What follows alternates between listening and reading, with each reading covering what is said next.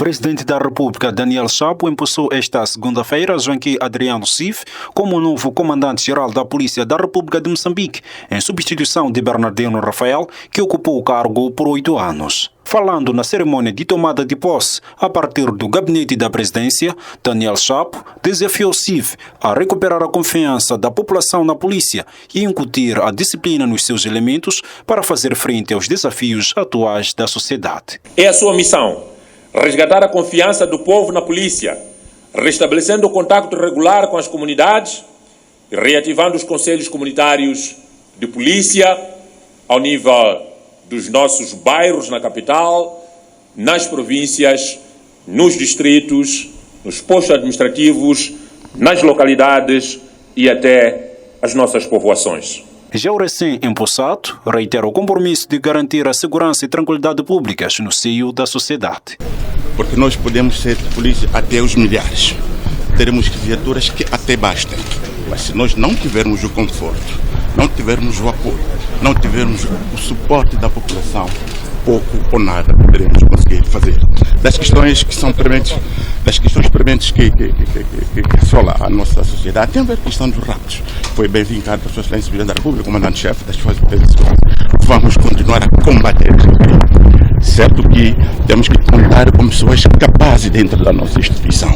É um trabalho interno que temos que fazer com quem podemos contar efetivamente para este grande combate. Naturalmente, com todos os atores, a comunicação social também é um dos segmentos que temos que apostar no combate à criminalidade e ao rapto em particular. Por sua vez, o cessante comandante-geral da PRM, Bernardino Rafael, diz que deixa a polícia com sentimento de tristeza devido aos retrocessos durante os seus 2 mandatos e apela à nova gestão para fazer bem o que não conseguiu e melhorar o que fez com defeitos. Refira-se que Bernardino Rafael passa à reserva do inspetor-geral da polícia, segundo o despacho presidencial determinado pelo chefe das Forças de Defesa e Segurança de Moçambique, Daniel Chapo. E Cif assume o novo cargo numa altura em que as relações entre a polícia e a população não são das melhores, sobretudo no pós-eleitoral, onde os agentes da PRM são acusados de disparar balas reais contra os manifestantes que contestam os resultados eleitorais de 9 de outubro passado. Não há dúvidas de que as manifestações pós-eleitoral no país afetaram em grande medida a capacidade produtiva das empresas, o que impacta negativamente no crescimento econômico do país. E face a este cenário de destruições de infraestruturas econômicas desde o ano passado, o Banco de Moçambique, através do seu governador Rogério Zandamela, diz prever um crescimento modesto da economia a partir do 2º trimestre de 2025. Primeiro trimestre seria, do ponto de vista quase perdido, digamos, no sentido de que tivemos uma situação muito difícil, que certamente, se na melhor das hipóteses, podemos ter crescimento zero ou provavelmente negativo.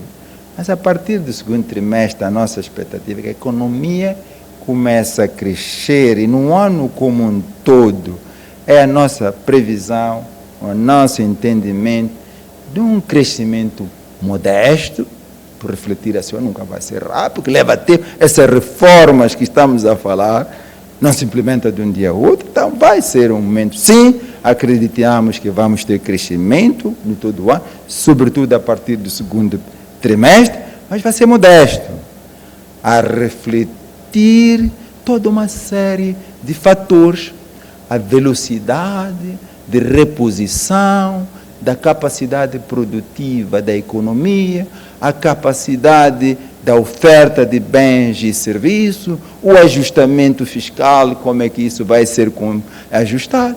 E não esqueçam também, a confiança empresarial, que neste momento está abalada.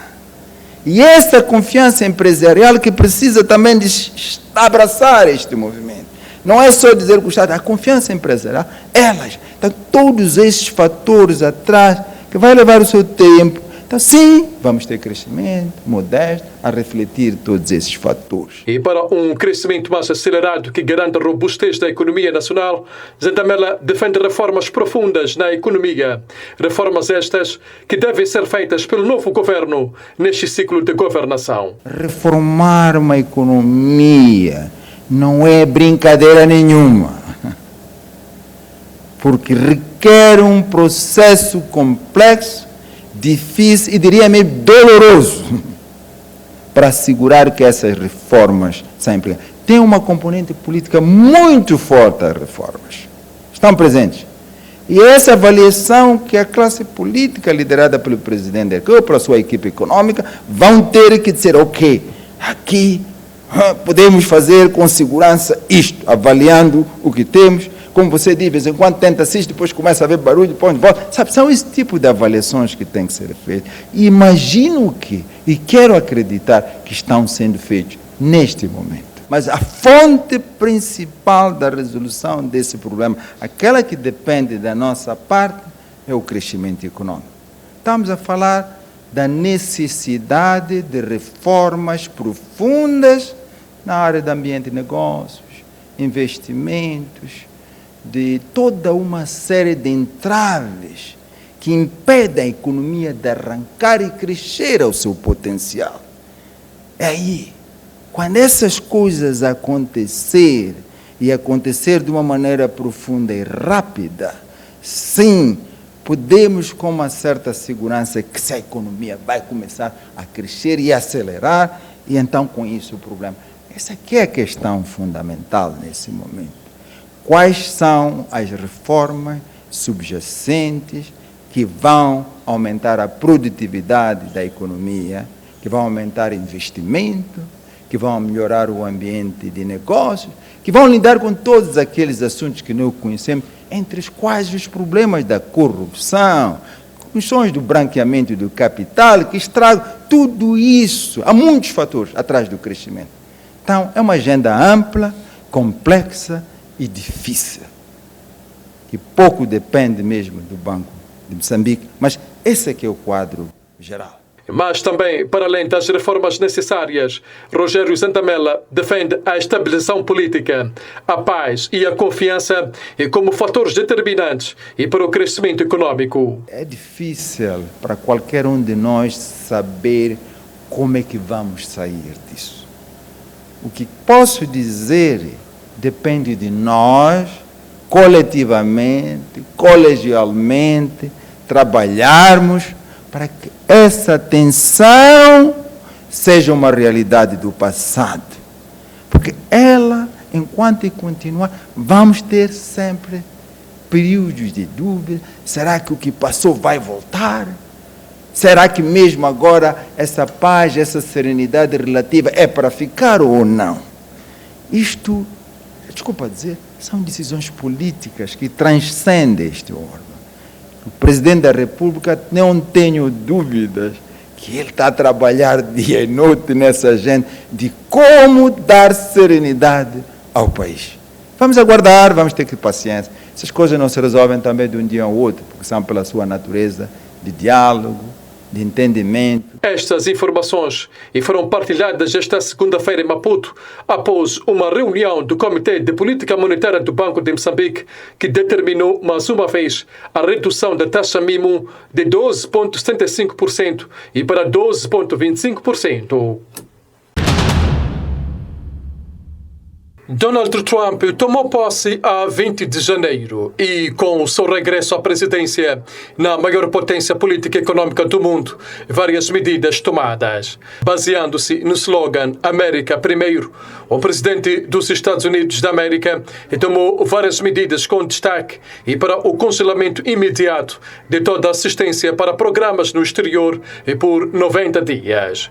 O secretário de Estado norte-americano enviou um telegrama visto pela CNN Internacional a todos os postos diplomáticos dos Estados Unidos na sexta-feira, descrevendo a medida que ameaça bilhões de dólares em financiamento do Departamento de Estado e da Agência dos Estados Unidos Unidos para o Desenvolvimento Internacional, USAID, e para programas em todo o mundo.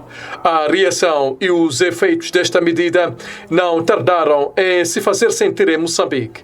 A USAID, que apoia vários projetos no país, mandou parar todos os projetos por si financiados, incluindo viagens de Maputo para as províncias e vice-versa, e das capitais provinciais aos distritos.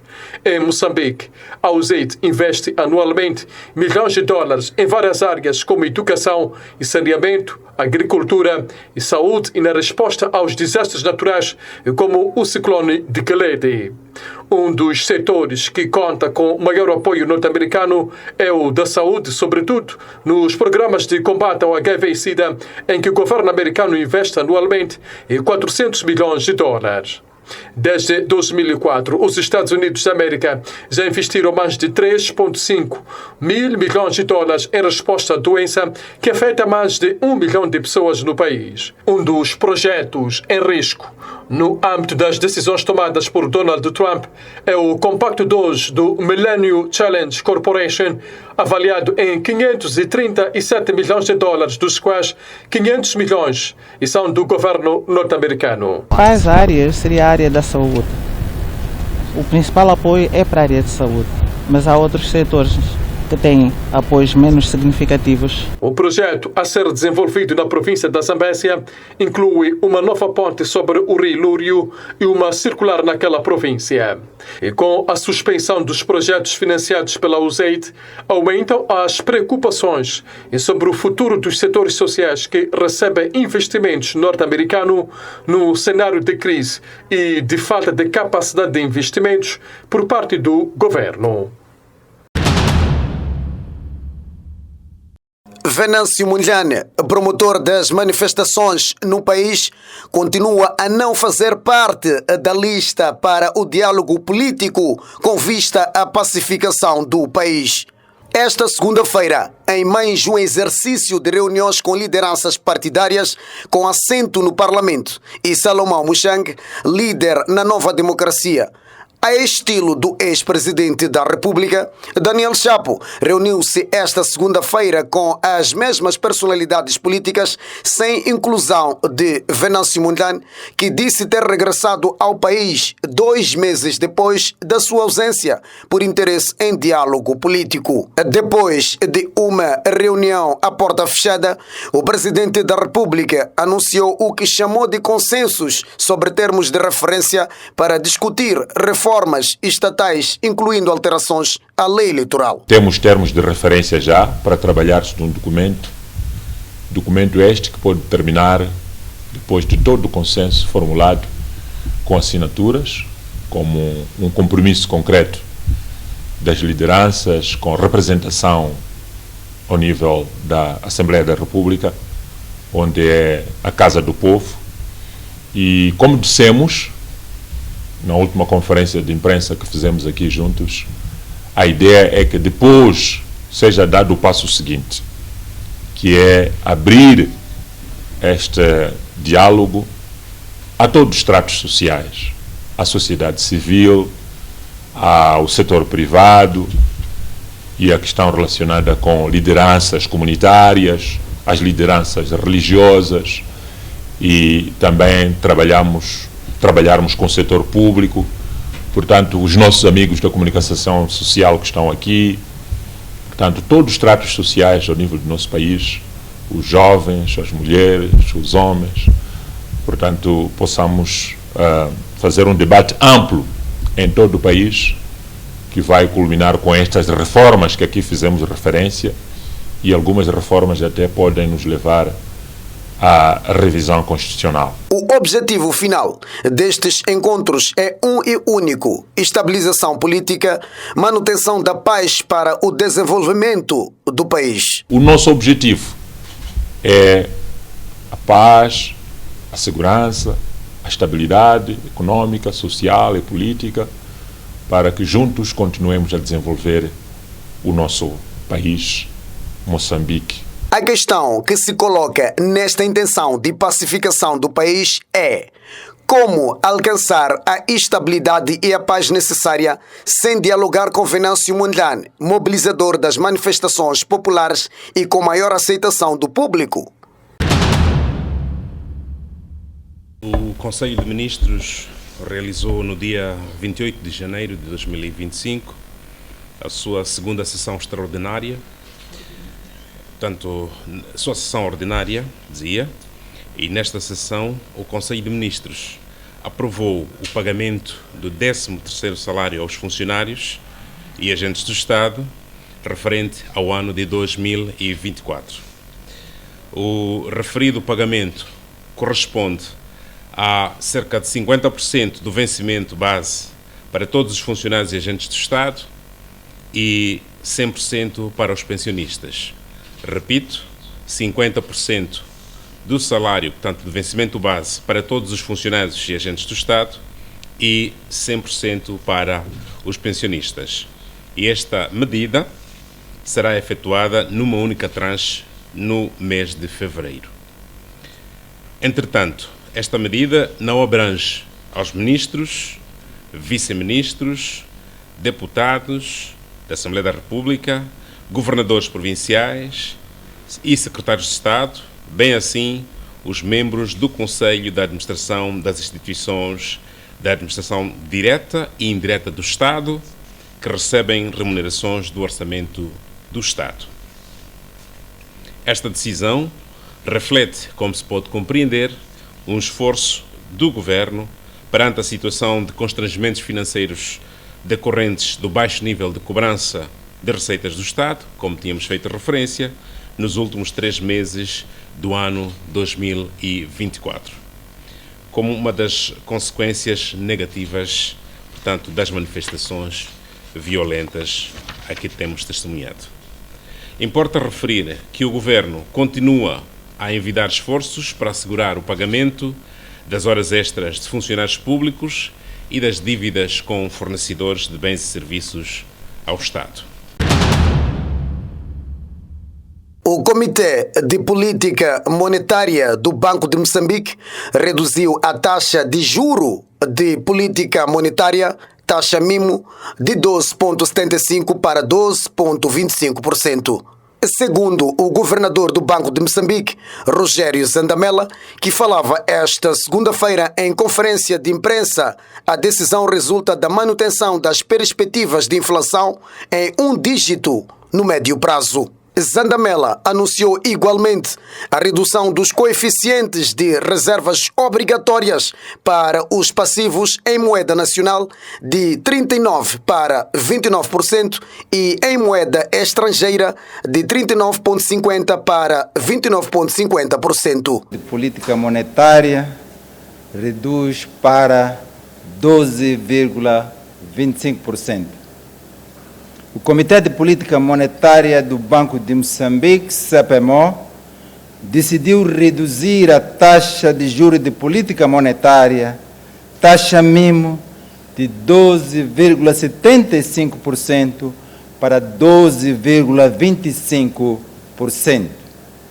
Esta decisão decorre da manutenção das perspectivas da inflação em 1 dígito no médio prazo. Não obstante, o aumento dos riscos e incertezas associados às projeções, com destaque para os decorrentes da tensão pós-eleitoral, conhecemos muito bem, o risco fiscal e os choques climáticos. Reagindo esta terça-feira em Maputo, em conferência de imprensa, o presidente do Pelouro de Comunicação e Serviços da CTA, Paulo Oliveira, considera positiva a medida por proporcionar algum alívio ao mercado. Apesar de tratar de uma medida positiva, que vem trazer algum alívio ao mercado e recuperar paulatinamente a confiança, ela peca por ser bastante conservadora. Diferentemente da postura assumida no momento da subida da mesma, onde duplicou.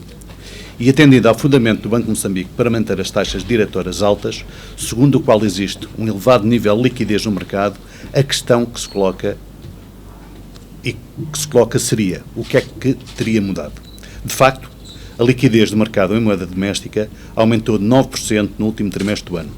Se alongarmos a série e compararmos compararmos o período homólogo de 2024, então a liquidez aumentou a cerca de 30%.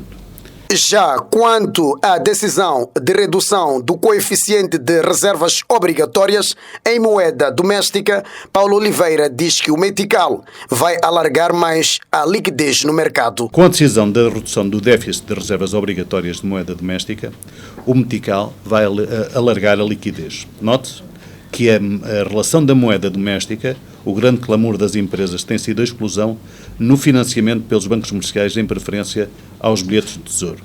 Com mais liquidez no mercado, isto pode favorecer um maior endividamento público no sistema através dos bilhetes de tesouro. Definitivamente, estas medidas precisam de ser combatidas e reforçadas. Combinadas. Obrigado, diretor Senco. Precisam de ser combinadas e reforçadas com a rápida introdução do Fundo de Garantia Mútua e a médio e longo prazo pela reforma do quadro de política monetária. A Confederação das Associações Econômicas de Moçambique considera urgente uma mudança na política monetária que priorize soluções práticas para os desafios enfrentados pelas empresas, especialmente no atual contexto de recuperação econômica depois das manifestações pós-eleitorais. Os funcionários públicos e agentes do Estado suspenderam a paralisação geral das atividades por 30 dias, iniciada em 20 de janeiro do corrente ano. Segundo o representante da classe, Raul Piloto, a medida resulta da garantia dada esta terça-feira pelo porta-voz do Conselho de Ministros, Inocêncio Impissa, do pagamento de 50% do 13º salário para os funcionários públicos e 100% para os pensionistas em fevereiro. A SINAFP, em colaboração com a ANEMO, a ANAPRO, a PSUSM e a APO, comunica a todos os funcionários e agentes de Estado que a paralisação geral das atividades iniciadas em 20 de janeiro está suspensa a partir do dia 29 de janeiro até 28 de fevereiro do corrente ano. Esta decisão foi tomada em decorrência da garantia de pagamento de 50% do 13º salário para os funcionários e 100% para os pensionistas em fevereiro, conforme o anúncio pelo porta-voz do Conselho de Ministros, Inocêncio Impissa. Embora a nossa posição inicial fosse retomar as atividades somente após a quitação do pagamento, optamos por, em um gesto de sensibilidade e boa-fé, restabelecer a confiança de que o governo cumprirá a sua palavra. Raul Piloto avançou que, para além do pagamento do ordenado, espera-se que nenhum funcionário tenha seu salário cortado por ausência física em virtude da greve nacional. Esperamos que o governo também atue de boa-fé, anulando as faltas por ausência física e evitando possíveis perseguições, ações que comprometem um bom ambiente de trabalho. Comprometemos-nos a denunciar casos do gênero e aguardamos uma resposta adequada por parte do governo.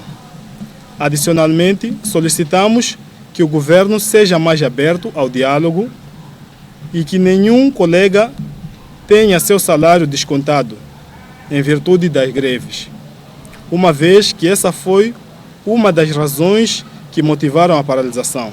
A fonte assegurou que, em caso de não cumprimento do pagamento do 13º salário por parte do governo, voltarão a entrar em greve como forma de colocar pressão ao executivo. Como mecanismo de reivindicar para que os nossos direitos sejam observados. Porém, existe uma possibilidade de não haver o pagamento. E do mesmo jeito que houve uma resposta de pagamento, esperamos que essa resposta se cumpra, porque só estamos a interromper a greve, só estamos a suspender a greve, porque houve essa promessa de pagamento do 13º salário. Então, se não haver, nós vamos retomar a greve. O representante dos funcionários públicos e agentes do Estado falava esta terça-feira em Maputo, em conferência de imprensa. Os deputados da Renamo e MDM na oposição que boicotaram a investidura da Assembleia da República no dia 13 de janeiro corrente, em protesto contra a fraude eleitoral, tomaram posse nesta quarta-feira, 29.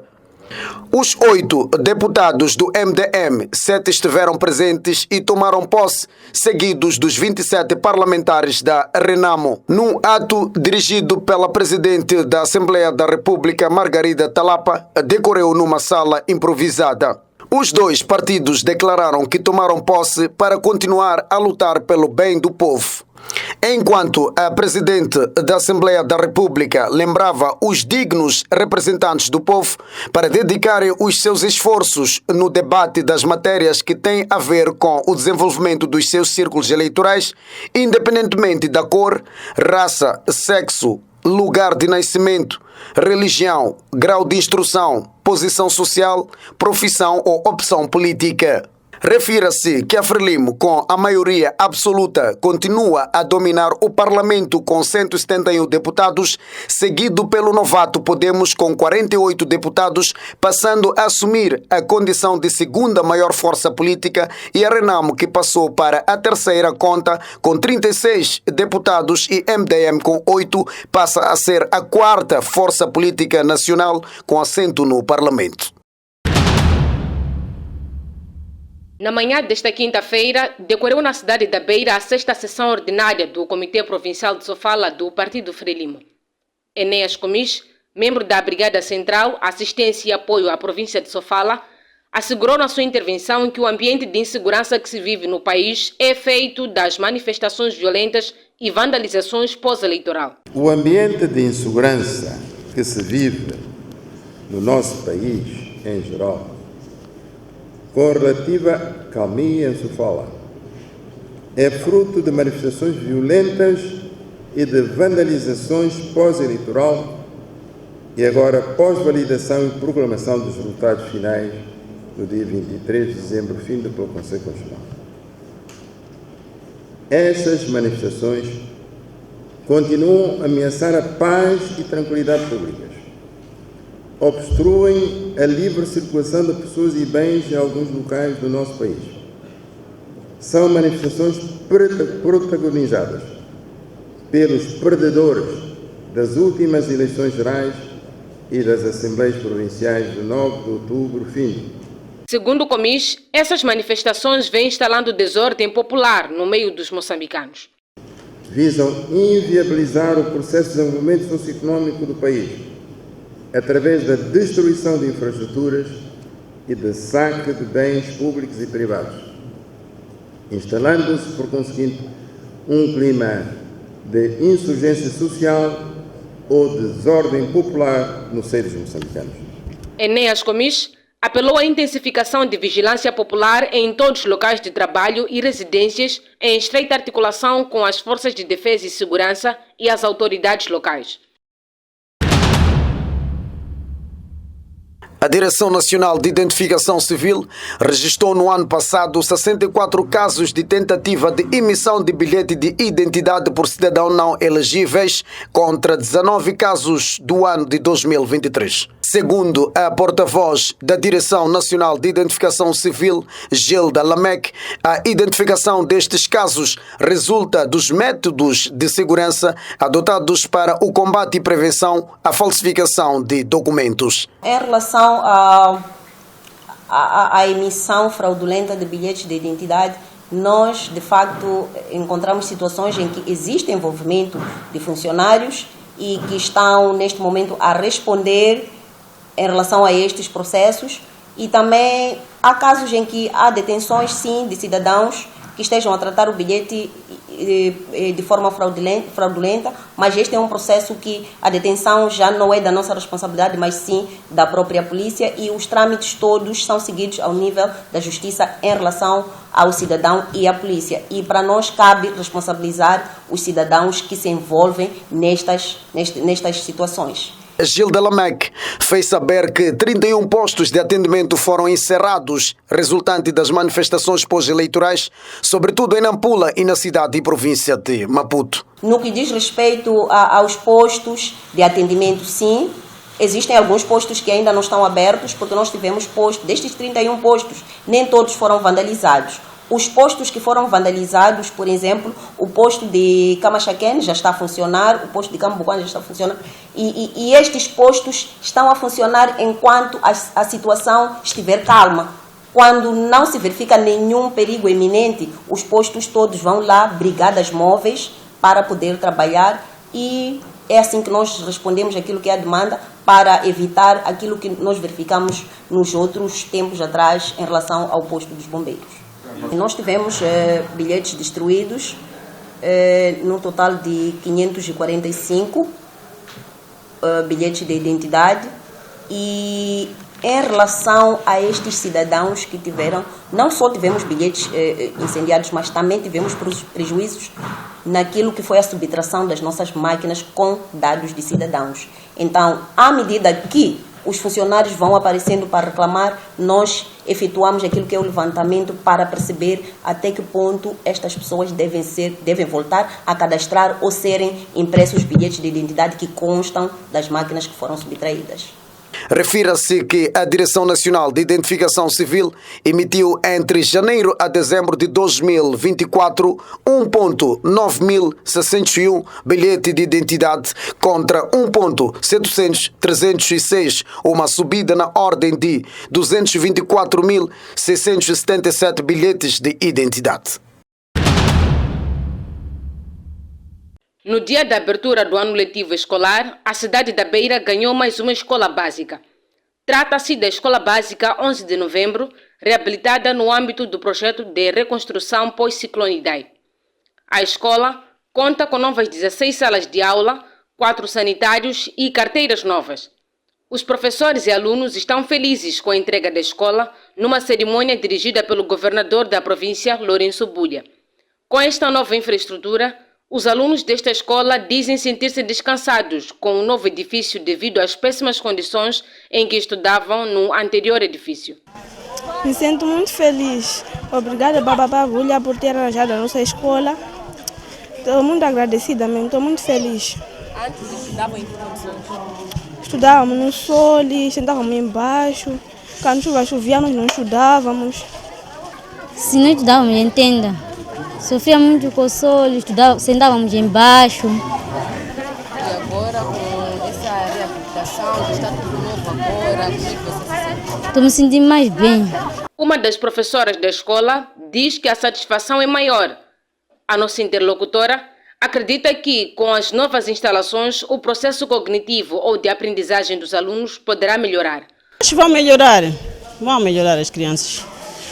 Todo mundo precisa de uma casa, né? Com uma casa nova dessas, ou uma casa reabilitada, a criança vai aprender melhor, porque não vai ter distração. Enquanto antes, qualquer criança vendo pessoa passar, ficava distraída, não aprendia nada. Trabalhava, mas com muitas deficiências. Agora não tem problema. Na mesma ocasião, o governador da província de Sofala, Lourenço Bulha, que dirigiu a cerimônia oficial de abertura do ano letivo de 2025, destacou a necessidade de maior coordenação com todas as forças vivas da sociedade para o alcance de todos os objetivos. Ao procedermos à abertura do ano letivo escolar, constitui um momento privilegiado em que todos os intervenientes devem realizar ações para assegurar que o início das aulas decorra com normalidade, visando o sucesso escolar no fim do ano.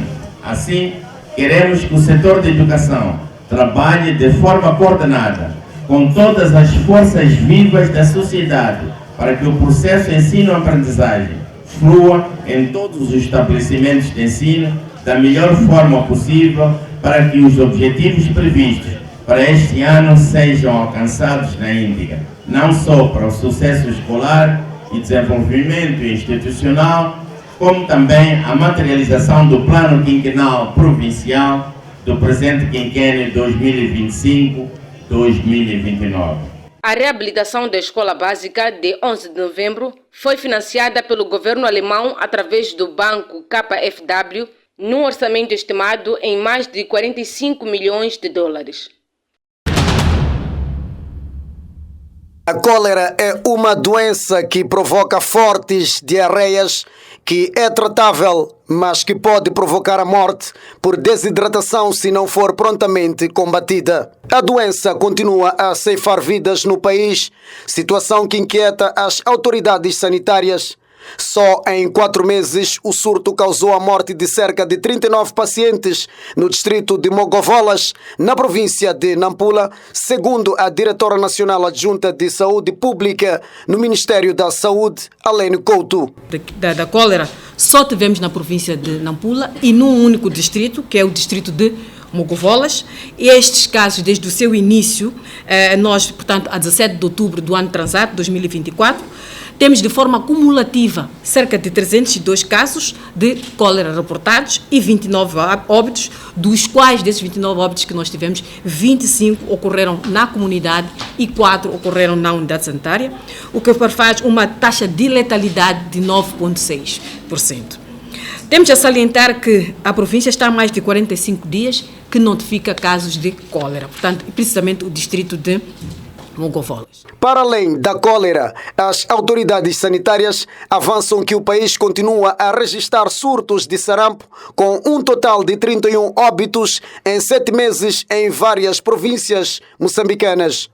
Nós registramos surtos de sarampo em Moçambique, nas seguintes províncias: Cabo Delgado, onde nós tivemos 341 casos, portanto, de sarampo; província de Niassa, com 428 casos; Nampula, com 351 casos; na Zambésia, 29 e Sofala, com 42. Então, isto totaliza cerca de 1.191 casos que foram reportados nestas províncias que nós dizemos que tem o surto de sarampo.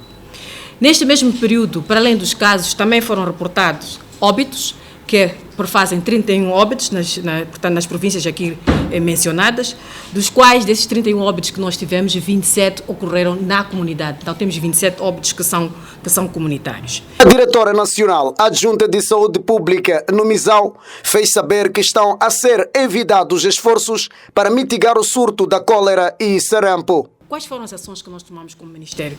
Fizemos as investigações dos casos, portanto, de surto. Sempre que há um surto, deveremos fazer a investigação.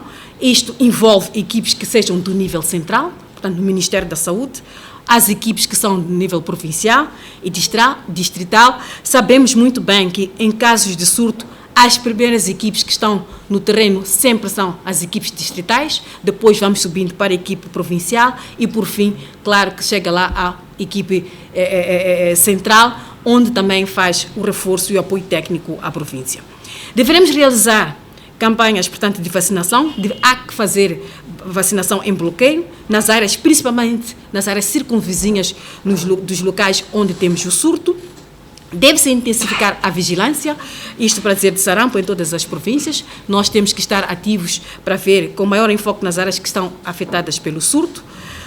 Nós continuamos a enviar notas técnicas explicando como é que deve ser a suspeita, como é que deve ser o diagnóstico, para onde nós deveremos enviar e como é que nós deveremos reportar em casos de suspeita para a melhor gestão deste surto. Salientar, como eu falei, que nós deveremos fazer a vacinação de bloqueio, para dizer que foi realizada no ano passado, até terminamos em dezembro, a campanha de vacinação contra o sarampo, principalmente nas províncias de Cabo Delgado, Nampula e Niassa, que são as províncias onde ocorreram os surtos de sarampo, e dizendo que Nampula ainda continua de forma ativa com os casos de sarampo, apesar de que há 14 dias não notifica nenhum caso. Então, estas que são as medidas que estão a ser tomadas.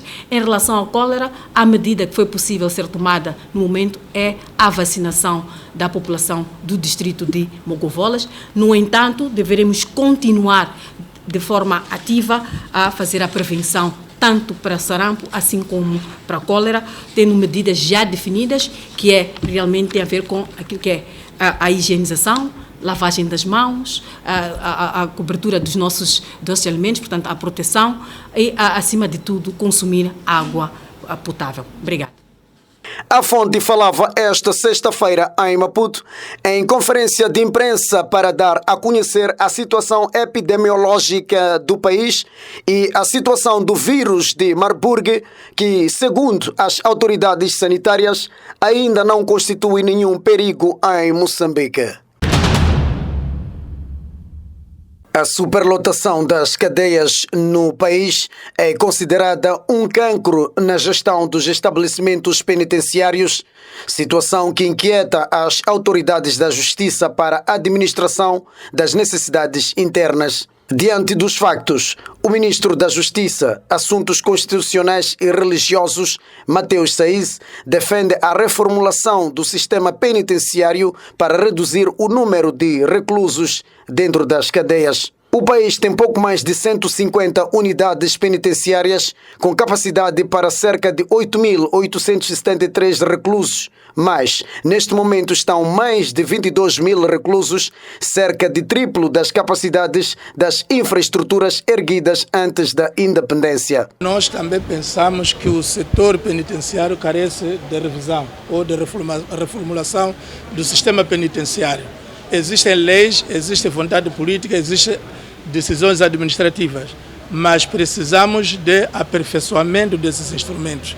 Como pode ver, a superlotação das cadeias tem sido o calcanhar de Aquiles de toda a gestão das cadeias. Mateus Saiz entende que deve haver algumas reformas no sistema da justiça para descongestionar as cadeias. Nós pensamos que, para além da reclusão do cidadão, delinquente, neste caso criminoso, também achamos que as medidas alternativas das penas vai ser uma ação importante para o descongestionamento das nossas cadeias.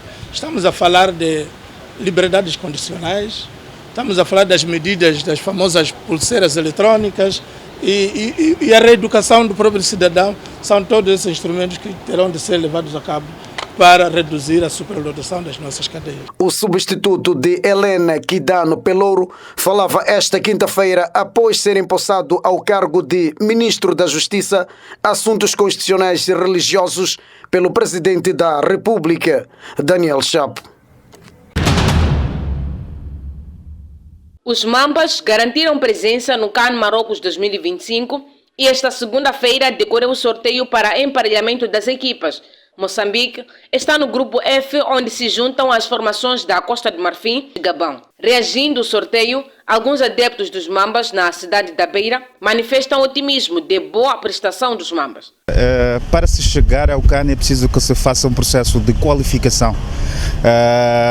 E se formos a ver, Mambas tiveram este processo e conseguiram lá estar. É sinal de que têm a mesma pujança que as outras seleções africanas. É um grupo desafiador, um grupo de colossos que estão lá. Temos lá a Costa do Marfim, temos Camarões, temos Gabão, que ultimamente vem tanto evoluindo muito no futebol. E os Mamas também não ficam atrás. O Moçambique tem tido prestações excepcionais nos últimos campeonatos, até porque já se torna um inclino assíduo do Campeonato Africano das Nações. Todos os grupos são de morte. Como se diz, todas as seleções que estão lá na fase final do CAN, porque todas merecem, são fortes. E isso mostra todas vão participar de pé de igualdade. Não há um grupo fraco. Visto que será a segunda aparição consecutiva e com a mesma equipe técnica chefiada por Chiquinho Conde, Amadeu Massoko diz que há maior probabilidade de não se repetir os erros do passado. Estas aparições frequentes no CAN vão, de alguma forma, sustentar aquilo que é a própria qualidade da seleção. É muito importante estar sempre com aquela experiência que se vive. Estamos a dizer que vamos agora para a segunda aparição consecutiva. Eu quero acreditar que os erros obtidos no CAN passado, de certeza, é uma lição aprendida para este ano e as coisas vão se tornar melhores. E porque o campeonato arranca em dezembro próximo, Elísio Casquinha, adepto dos Mambas, considera haver tempo suficiente para toda a organização necessária. 11 meses nós temos tempo suficiente para preparar, organizar a logística, dar todo o apoio suficiente e tratar todos os procedimentos possíveis para que haja uma boa participação da nossa seleção no Campeonato Africano das Nações. Passar a fase de grupos e disputar jogo a jogo, até onde puderem, certamente será o objetivo de Chiquinho Conde.